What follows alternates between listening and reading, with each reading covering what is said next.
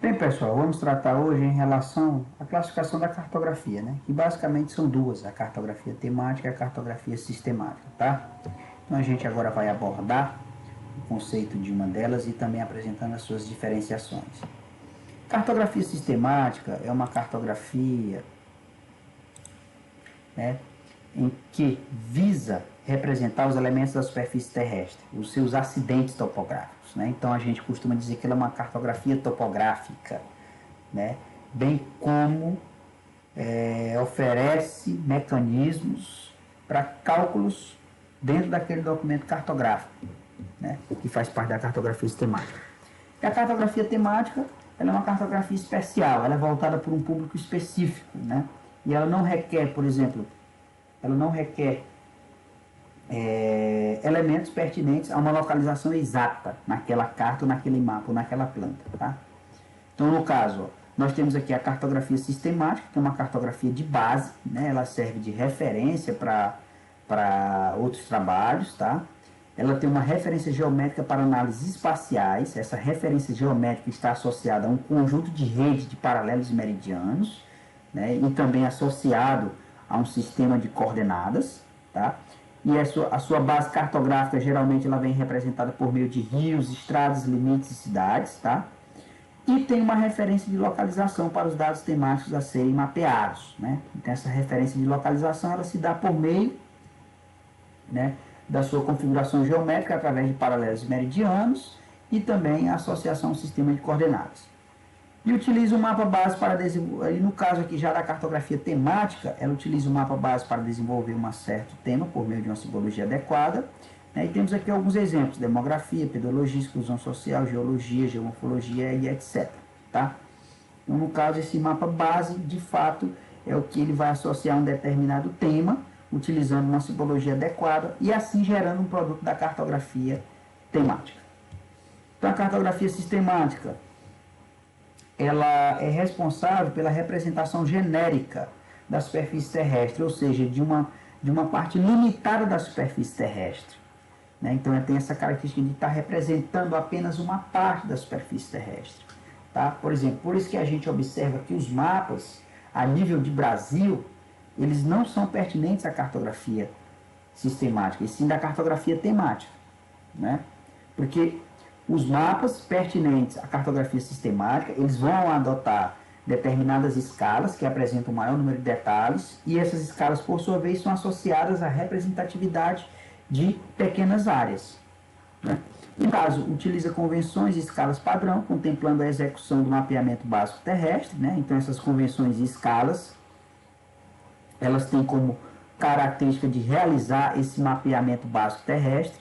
E feições gerais da superfície são representadas, né? Tem representatividade tanto de elementos artificiais, que são aqueles criados pelo homem, como elementos naturais, que são aqueles gerados por meio da natureza, tá?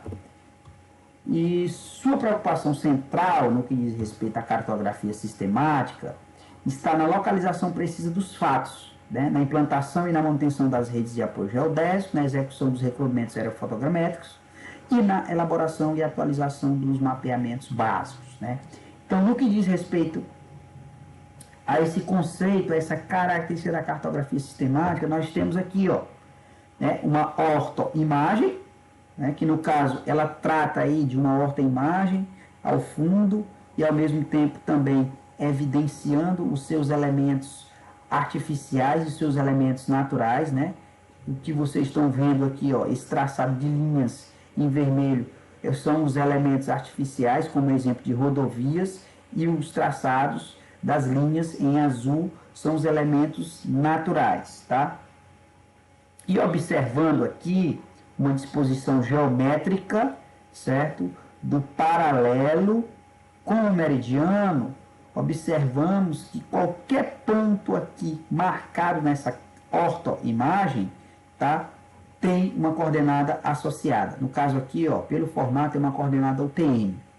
Então, fizemos aqui questão de estar marcando esse pontinho, conforme vocês podem ver, e associando a coordenada daquele ponto. Quem é a coordenada Y? 73, 40, 000. Quem é a coordenada X? 80, certo? 800 mil, na verdade, tá? Então, como esse documento cartográfico, que faz parte da cartografia sistemática, ele me dá essa condição de estar localizando espacialmente algum ponto aqui na superfície da carta, então isso aqui é um objeto pertinente à cartografia sistemática, tá?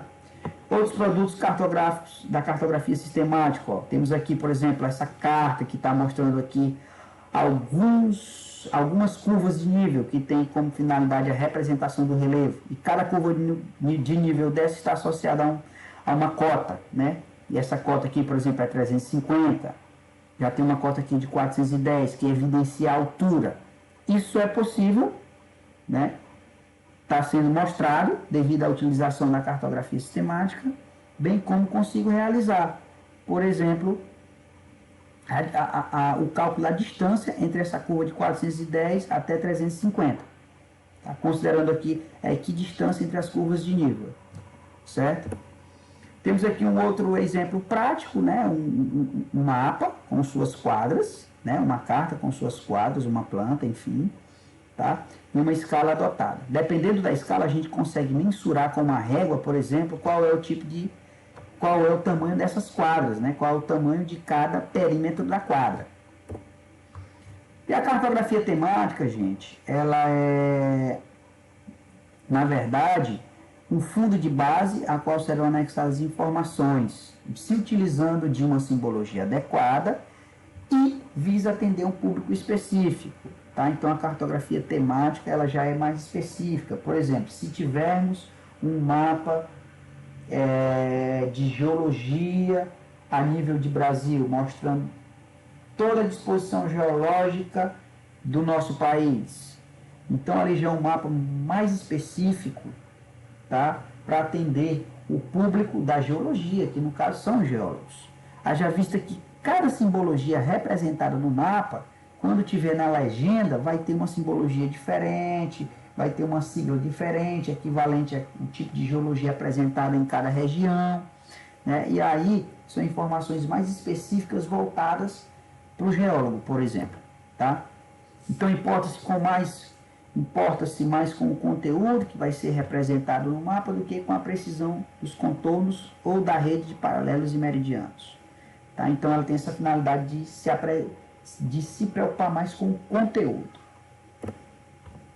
Serão representadas a partir da utilização da técnica mais conveniente, né? Objetivando a melhor visualização.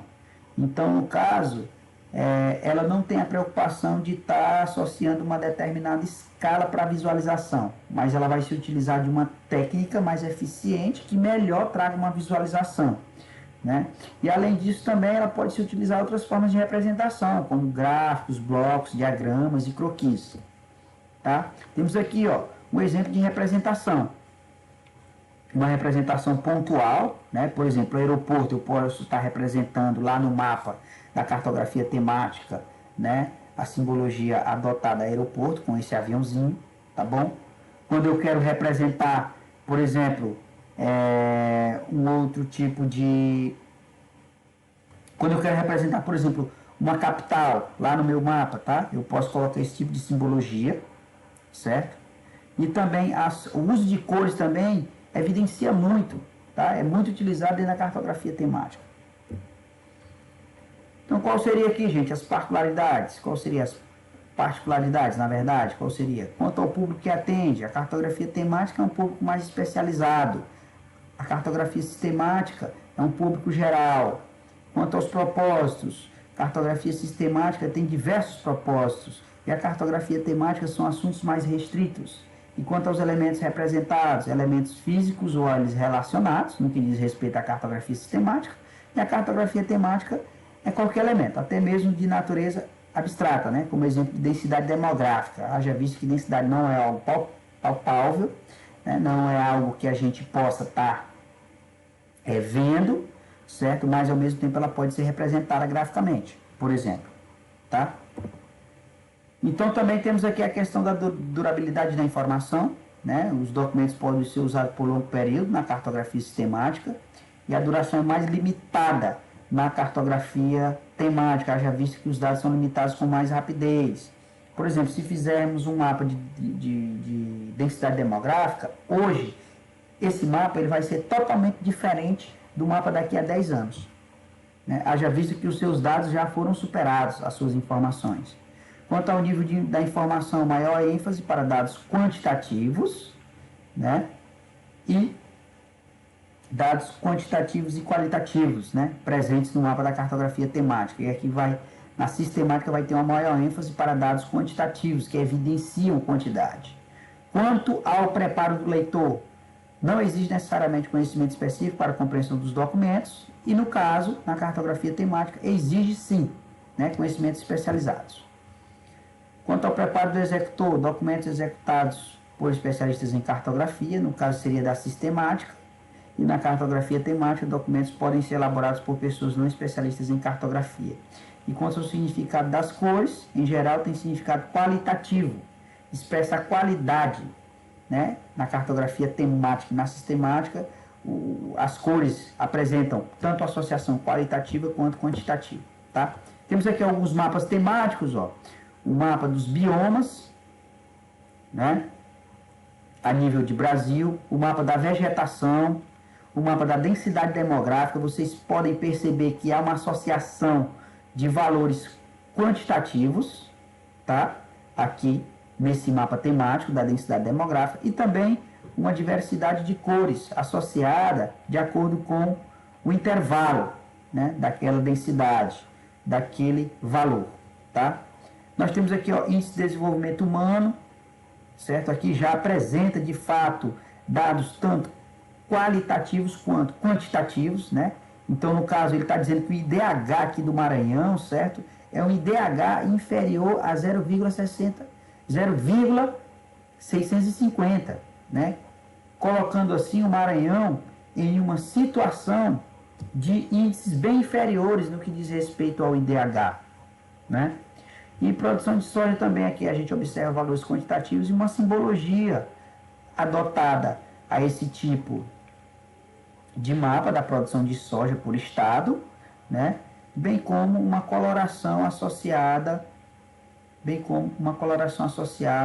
a no que diz respeito o quantitativo e qualitativo da produção, né? Observamos aqui, por exemplo, esse estado, certo? Que ele apresenta uma boa produção, tá? No que diz respeito à produção de soja.